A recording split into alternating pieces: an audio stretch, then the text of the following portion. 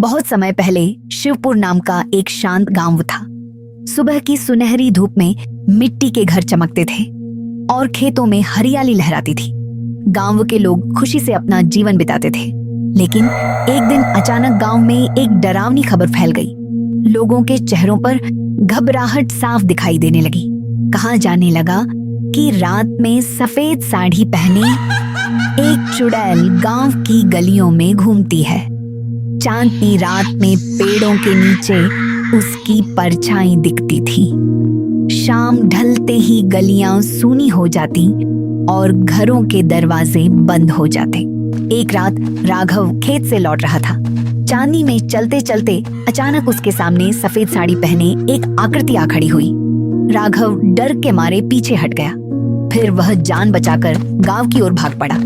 वह घर पहुंचा और घबराहट में दरवाजा खटखटाने लगा। गौरी ने दरवाजा खोला।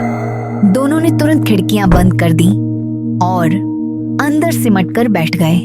अगले दिन पूरा गांव डरा हुआ था। लोग इकट्ठा होकर इस रहस्य पर चर्चा करने लगे। तभी सफेद धोती कुर्ता पहने गांव के मुखिया धर्मपाल आगे आए। उनके चेहरे पर गंभीरता थी, लेकिन आंखों में डर नहीं बल्कि दृढ़ता थी। उन्होंने सबकी ओर शांत नजर से देखा। हाथ उठाकर उन्होंने भीड़ को शांत रहने का संकेत दिया। चंद्रा नदी के किनारे एक तांत्रिक आया। गांव वालों ने उससे मदद मांगी। उसने गंभीर स्वर में कहा कि गांव श्रापित है। श्राप हटाने के लिए अनाज अंधेरी गुफा में चढ़ाना होगा। डरे हुए लोगों ने उसकी बात मान ली। राघव की बारी आई।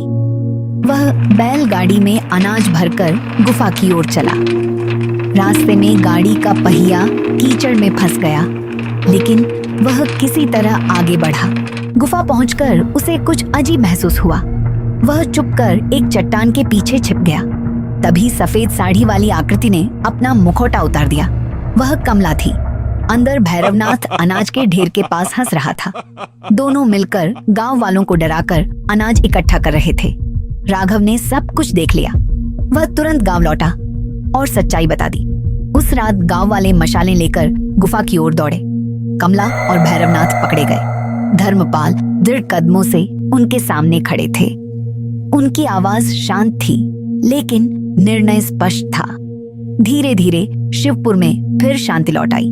लोगों ने सीखा कि डर और अंधविश्वास के पीछे कभी कभी छल छिपा होता है। सूरज की पहली किरण के साथ गांव फिर से मुस्कुराने लगा।